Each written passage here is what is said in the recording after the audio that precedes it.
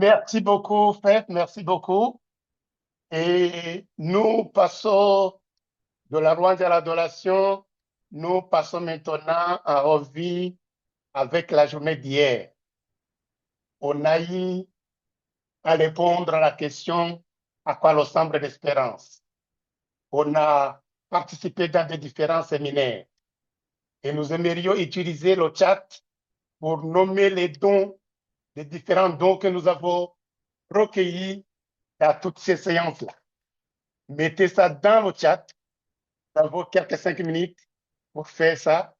Mettez ça dans le chat et nous passerons en revue pour voir euh, ce que nous avons pu recueillir hier.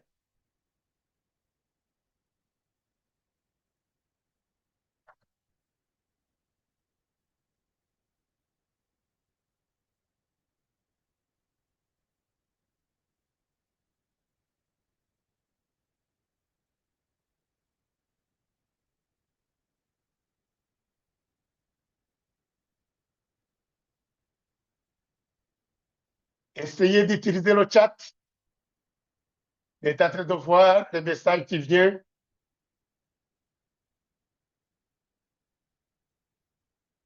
Je vois le message comme euh,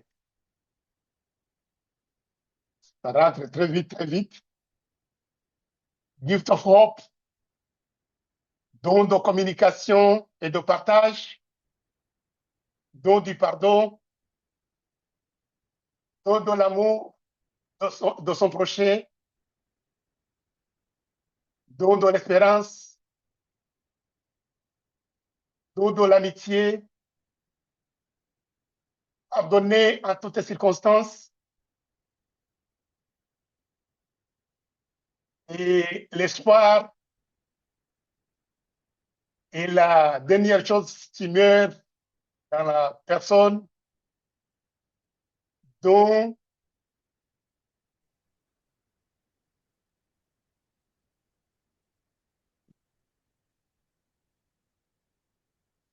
de pardonner et quoi encore, de la nouvelle création, choisit d'aller de l'avant au lieu de s'apitoyer sur son sort, don du pardon et de tolérance, don de l'espoir et, et de la foi, don de la réconciliation,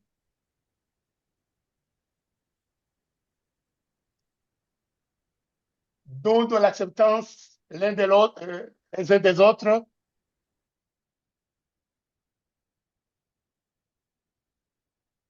le don de l'écoute de la part du Seigneur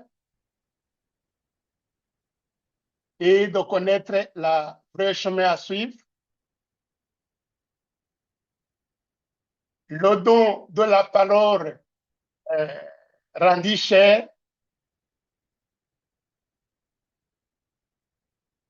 don de la communication et du partage,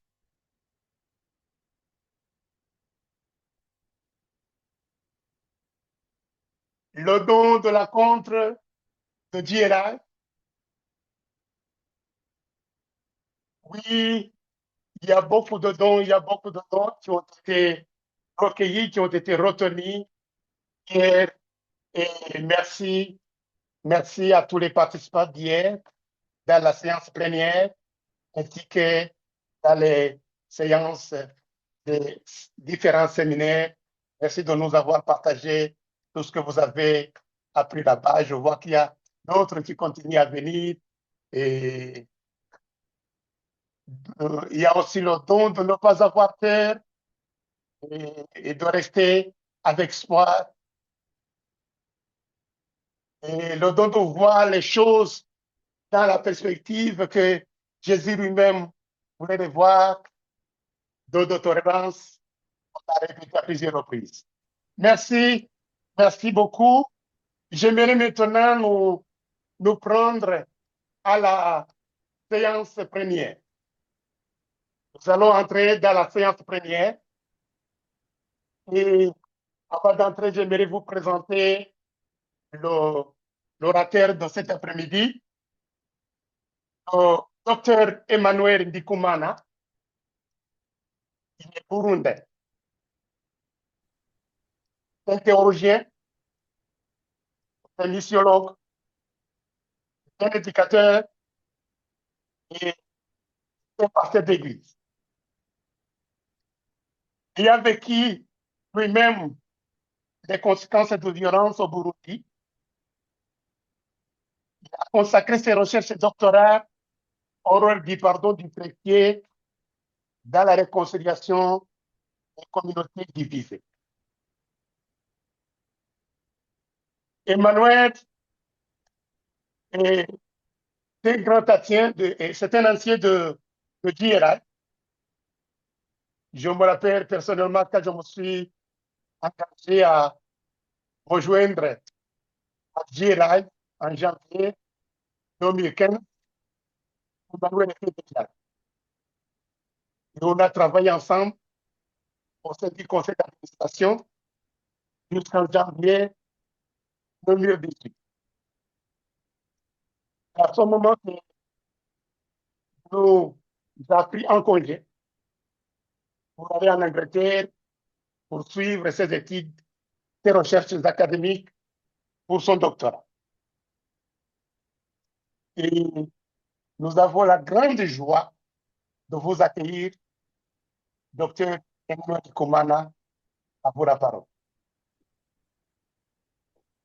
Merci beaucoup, mon frère Athanase. C'est aussi une très grande joie de vous retrouver et de retrouver tous les frères et sœurs au sein de GLI. C'est vraiment une joie d'avoir une famille avec les personnes avec lesquelles nous partageons les joies et les peines qui sont liées au ministère de la réconciliation. Très ému de voir notre grand frère, le docteur David Kasali from Congo. Euh, Vraiment, c'est la joie et c'est aussi l'encouragement. Alors, frères et sœurs, cet après-midi, nous allons réfléchir ensemble sur le type de leadership qu'il nous faut, que nous cherchons dans cette marche vers la réconciliation.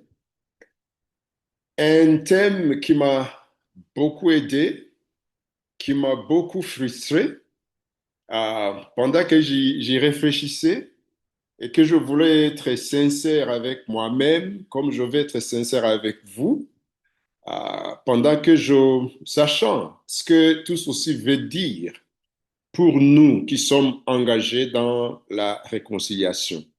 Franchement, c'était très intéressant comme expérience, le type de frustration que ça a fait monter à moi, le type de questions que ça m'a amené à me poser. Et si vous voulez, je voulais même commencer par vous partager au moins 7 de ces questions, qui sont probablement aussi vos questions. Donc, ce que je vais essayer de vous partager cet après-midi n'est rien d'autre que une sorte de réflexion personnelle, une sorte de témoignage personnel, comment moi-même j'essaie de m'y prendre, en tenant compte de toutes les vicissitudes, de toutes les questions, de tous les problèmes, de toutes les frustrations que nous rencontrons dans son ministère. Et voici les questions que je me suis retrouvé en train de me poser pendant que je cherchais dans la prière quelque chose à vous proposer. Première question, pourquoi sommes-nous engagés dans cette œuvre de la réconciliation? Pourquoi? Deuxième question, qu'est-ce qui nous pousse à y demeurer fidèles? Pourquoi n'abandonnons pas? Là, sachant que beaucoup parmi nous, plusieurs fois, nous voulons abandonner. Mais qu'est-ce qui fait qu'on n'abandonne pas? Quatrièmement, pourquoi continuons-nous à inviter d'autres personnes à nous rejoindre. Parce que quelque chose dont on a envie de quitter, c'est quand on est sérieux, on ne voudrait pas inviter les autres. Mais nous retrouvons que nous y restons. Je ne dis pas malgré nous, parce que c'est le choix que nous faisons. Non seulement nous y restons, nous invitons même les autres à nous joindre. Cinquièmement, pourquoi croyons-nous en cette mission? Pourquoi y croyons-nous? Et après, je dis, y croyons-nous vraiment? Parce que pendant que je me demande la question de savoir pourquoi j'y crois, mais à un moment, je me dis, est-ce que, Emmanuel, est-ce que tu y crois vraiment? Et c'est très défiant. Et enfin, comment nous, comment nous sommes-nous retrouvés engagés dans cette œuvre? Comment est-ce que nous nous sommes retrouvés nous-mêmes? Voilà les questions qui ont alimenté, qui ont inspiré ce que je vous propose.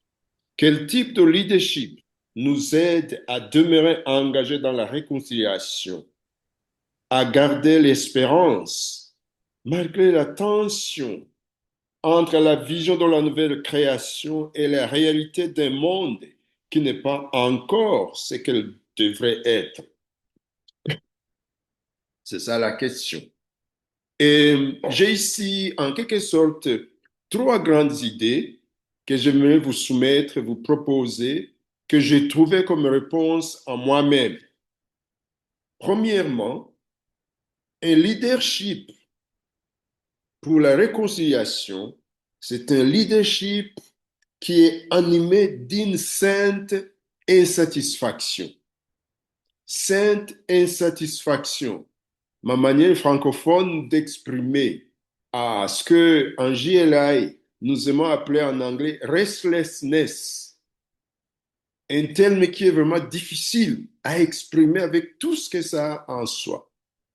C'est difficile d'être un leader pour la réconciliation, d'y croire, d'y rester quand on n'est pas animé par ce sentiment, cet esprit d'une sainte insatisfaction.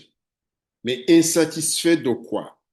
Le leadership de réconciliation prend racine dans la fertilité d'une profonde insatisfaction spirituelle, d'un cœur remué, troublé, interpellé, une agitation qui naît de deux réalités, tout au moins. D'une part, cette insatisfaction naît de la vision de la nouvelle création que Dieu place dans nos cœurs et dans nos pensées. Nous avons une vision de la nouvelle création, d'une part, mais d'autre part, elle provient de la conscience aiguë de la réalité du mal dans le monde autour de nous. Ce mal que nous constatons, que nous vivons chaque jour dans les différents contextes où nous nous retrouvons. Plus la vision biblique de la nouvelle création devient claire en nous, grâce à une compréhension plus approfondie de l'épanouissement attendu de la nouvelle, de l'humanité et de la création réconciliée avec Dieu et réconciliée entre elles, plus nous découvrons que Dieu, lui, le réconciliateur suprême, est à l'œuvre pour réconcilier toutes choses avec lui-même. Cette conviction nourrit le désir ardent de voir la nouvelle création se manifester. Et ça nourrit aussi le désir d'y participer activement. Ça, c'est d'une part, mais entre-temps, la réalité du monde qui nous entoure, la pauvreté endémique, les injustices généralisées, les souffrances, les violences et tant d'autres formes de mal nous rappellent constamment combien nous sommes encore éloignés du shalom de Dieu. La nouvelle création peut alors sembler n'être qu'un rêve lointain. Cependant, en tant que chrétiens, nous savons au fond de nous-mêmes que la nouvelle création n'est pas un simple rêve, c'est une réalité. Les Écritures nous enseignent que depuis que le péché est entré dans le monde, depuis la chute, Dieu agit sans relâche. Il a agi à travers Abraham, il a agi à travers le peuple d'Israël et plus tard à travers son Fils Jésus-Christ et aujourd'hui à travers l'Église dont nous faisons partie, afin de restaurer l'humanité et la création dans leur état originel. Alors, coincé entre ces deux réalités qui sont opposées, c'est-à-dire la nouvelle création et la chute, entre ce qui était au commencement et ce qui est aujourd'hui, nos cœurs sont profondément remués, agités. Une aspiration puissante s'élève alors en nous et nous nous retrouvons en train de crier à Dieu en disant que ton règne vienne, que ta volonté soit faite où sur la terre comme au ciel. Comme Jésus lui-même nous a appris à prier en Matthieu chapitre 6 au verset 10. Plus la vision de la nouvelle création est claire, et plus notre conscience de la condition déchue de l'humanité et de la création est profonde, plus grandissent notre désir, notre insatisfaction et notre engagement en faveur de la création. Cela veut dire que, frères et sœurs, une vision qui est déformée dans la nouvelle création, une vision qui ne diffère guère de la réalité actuelle du monde, ne peut pas stimuler notre imagination, ni susciter une véritable passion pour la réconciliation. C'est important de méditer, de nous approfondir dans la compréhension, dans la vision de cette nouvelle création. Parce qu'à l'inverse, une conscience lucide de la souffrance du monde, un monde qui est sans espérance, d'une alternative de la souffrance du monde qui est sans espérance, sans alternative, conduit au fatalisme et pire, au désespoir. Mais lorsque nous saisissons à la fois la grandeur de la nouvelle création promise et la profondeur de douleur du monde déchu, lorsque nous entendons la création tout entière gémir dans l'attente de la révélation des fils de Dieu, comme Paul nous le dit en Romains chapitre 8, verset 19, alors nous sommes poussés à agir. Nous nous trouvons en train de prier comme Ésaïe en disant, à cause de Sion, je ne m'ôterai point.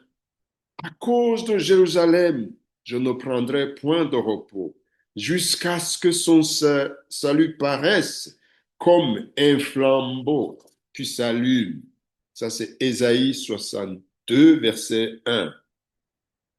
Donc, la première chose qui nous pousse vers le leadership de la réconciliation, c'est cette insatisfaction sainte, cette agitation qui est le résultat de cette tension en ce que la création devrait être, la nouvelle création et la réalité de ce qu'elle est aujourd'hui. Le deuxième point que je trouve important pour le leadership de la réconciliation, c'est que ce leadership est animé d'un courage, un courage qui est lui-même inspiré par l'espérance de cette nouvelle création. Le leadership pour la réconciliation est animé d'un courage inspirés par l'espérance de la nouvelle création. Si la vision de la réconciliation nous pousse à l'action, la réalité quotidienne peut souvent nous entraîner dans la direction opposée. Les souffrances que nous vivons ou dont nous sommes témoins, les injustices, les douleurs et les multiples formes de mal nous découragent souvent. La tâche semble immédiatement impossible. C'est alors que nous élevons vers Dieu cette prière, comme nous aimons le chant.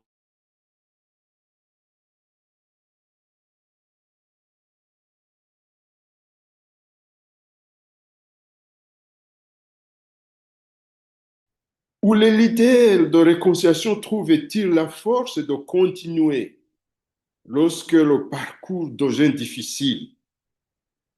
Ils trouvent le courage dans la conviction que la réconciliation appartient d'abord à Dieu avant de nous appartenir. Très important. Le fait de savoir que la réconciliation, c'est avant tout l'affaire de Dieu, avant d'être notre affaire. C'est important pour nous donner le courage. Notre Dieu est un Dieu de réconciliation. La mission de réconciliation est d'abord la sienne. Nous avons simplement reçu le privilège d'y être associés. Dieu nous a fait grâce pour nous associer à ce qu'il est en train de faire. Comme Paul nous le rappelle dans le texte que nous aimons lire à GLI, Dieu réconciliait le monde avec lui-même en Christ.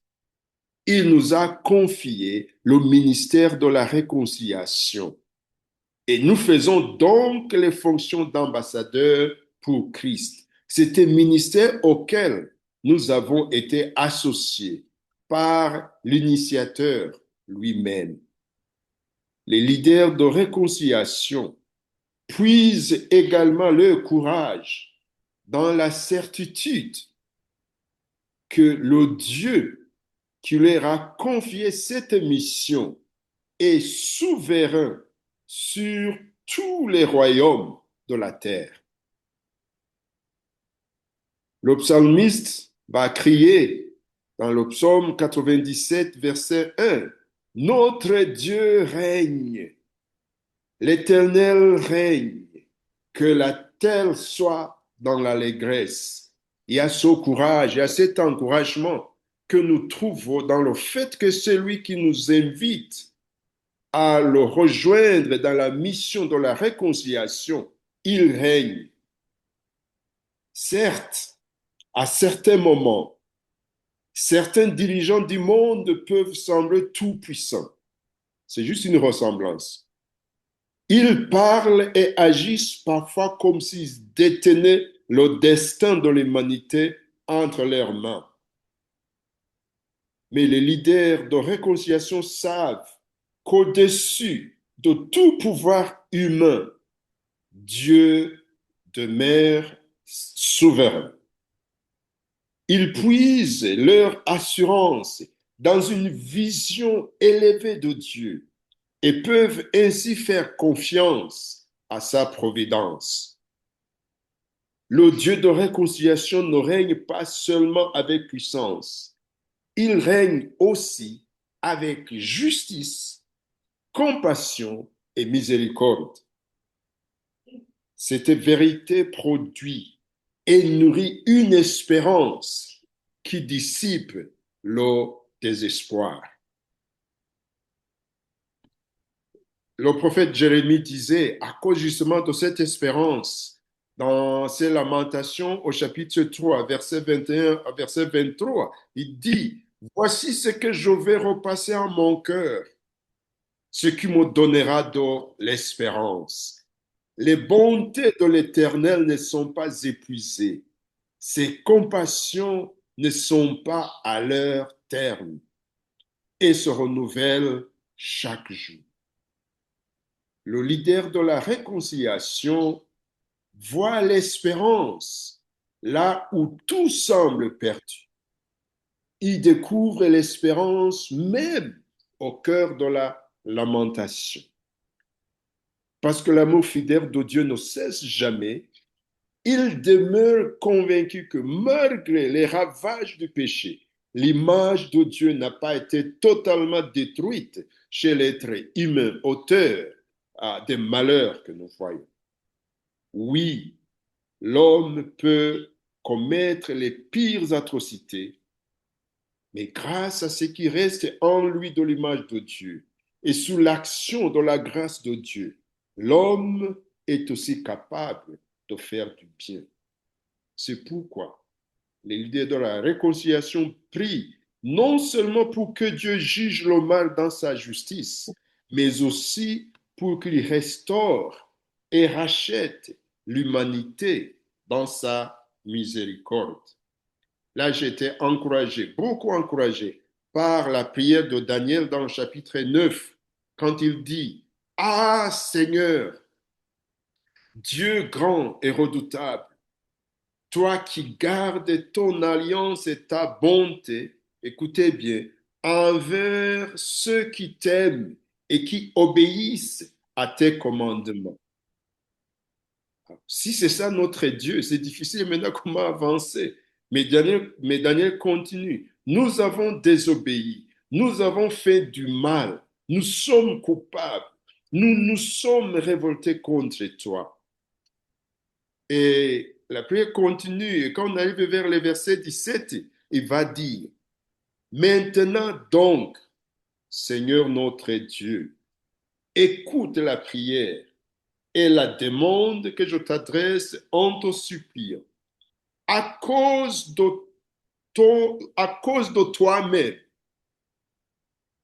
cette conviction donne la force au leader de la réconciliation qui fait face au Dieu juste, redoutable, qui garde son alliance, sa bonté envers ceux qu'il aime et qui obéissent à ses commandements, mais qui réalise que les hommes, le monde dont il nous a été rappelé tout à l'heure, dans lequel Dieu nous envoie, c'est le monde des gens qui ont péché, qui ont fait du mal, qui sont coupables, qui se sont révoltés contre Dieu. Mais connaissant ce Dieu, on peut prier comme Daniel. Maintenant donc, Seigneur, notre Dieu, écoute la prière et la demande que je t'adresse en te suppliant. À cause de toi-même, Seigneur, regarde avec bonté ton lieu saint qui est détruit. Ouvre les yeux et regarde notre ville complètement détruite, cette ville qui t'appartient. Seigneur, écoute-nous. Seigneur, pardonne-nous. Seigneur, sois attentif. À cause de toi-même, mon Dieu, agis rapidement pour cette ville et ce peuple qui t'appartient. Connaître ce Dieu, fidèle à lui-même, fidèle à son alliance, mais qui est un Dieu qui pardonne, fait naître l'espérance, là où la déchéance humaine fait grandir le désespoir. Troisièmement, le leadership de la réconciliation. C'est un leadership qui est modélé sur Jésus-Christ. Un leadership qui suit la voie de Jésus. Les leaders de la réconciliation, ce que les leaders de la réconciliation désirent voir s'accomplir, Dieu l'a déjà inauguré en Jésus-Christ. En lui, c'est-à-dire en Jésus, la réconciliation est déjà une réalité, même si elle n'est pas encore pleinement consommée. Nous attendons encore le jour où les royaumes du monde seront remis à notre Seigneur et à son Christ, et où le Christ régnera au siècle des siècles comme nous dit l'Apocalypse au chapitre 11 au verset 15. Mais entre-temps, Jésus nous a montré le chemin. La réconciliation, selon lui, elle est coûteuse. Elle implique le sacrifice. Elle implique parfois la souffrance infligée par ceux-là même avec lesquels nous cherchons à établir la paix. Elle exige l'identification aux autres et l'amour des ennemis. Et nous conduit, cette réconciliation, ou son cœur vers la réconciliation, elle nous conduit à prier, Père, pardonne-leur, car ils ne savent pas ce qu'ils font. Le pardon, c'est un élément indispensable de la réconciliation. C'est ce que Jésus nous a appris. Dans un monde qui met fortement l'accent sur la justice, Dieu nous invite à participer à son ministère de réconciliation où le pardon précède la restauration. Dieu justifie d'abord le pécheur en lui pardonnant, puis l'appelle à vivre dans la justice. Nous avons entendu dire, notamment le premier jour quand nous réfléchissons sur la vision, la réconciliation, vers quoi? La vision de la réconciliation. L'orateur de ce jour nous a dit de manière répétée qu'il n'y a pas de réconciliation sans justice, ce qui est vrai. Mais je voudrais souligner avec la même force qu'il n'y a pas non plus de réconciliation sans pardon. C'est lui qui n'a pas appris à pardonner à ses ennemis, n'a pas encore appris à se réconcilier, encore moins à conduire d'autres personnes sur le chemin de la réconciliation. La justice et le pardon sont comme les deux lames d'une paire de ciseaux. L'une ne fonctionne pas sans l'autre. Et dans cette perspective, la justice restaurée n'est pas une condition préalable à la réconciliation. Elle en est le fruit attendu. Parce que la réconciliation est l'objectif ultime. Le pardon peut venir en premier, sans pour autant annuler les exigences de la justice. Le Dieu qui pardonne en Jésus-Christ est à la fois amour et justice. Et les leaders de la réconciliation doivent donc se préparer à incarner eux-mêmes cette réconciliation. Ils doivent inviter les victimes à prier pour leur bourreau. Père, pardonne-leur, car ils ne savent pas ce qu'ils font. En faisant ainsi, ils refusent d'être déshumanisés par la violence de ceux qui ont eux-mêmes perdu l'humanité ou leur humanité par la violence qu'ils commettent. Les véritables leaders de la réconciliation, ce sont ceux qui acceptent de marcher dans les pas de Jésus en apprenant à pardonner, à espérer et à conduire les autres vers la restauration des relations avec Dieu, la restauration des relations avec les autres et avec la création toute entière. Frères et sœurs, voici très brièvement les quelques idées que je voulais vous présenter, vous inviter à vous baser dessus pour continuer à réfléchir, à répondre aux questions que je me suis posées en commençant. Et je me dis, pour nous, vous qui partagez la même expérience que moi, dans la frustration sur ce chemin de la réconciliation, des questions que nous devons continuer à nous poser continuellement. Pourquoi sommes-nous engagés dans cette œuvre? Qu'est-ce qui nous pousse à y rester? Et non seulement à y rester, mais à y rester fidèles. Pourquoi nous n'abandonnons pas? Pourquoi nous continuons à inviter les autres à nous rejoindre sur le chemin de la réconciliation?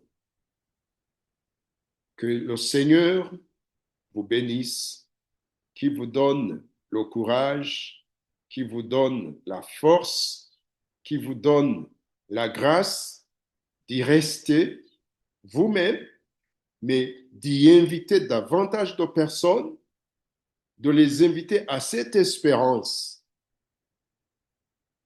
laquelle est inspirée par une connaissance profonde de ce Dieu qui règne dans la justice et dans l'amour. Je vous remercie.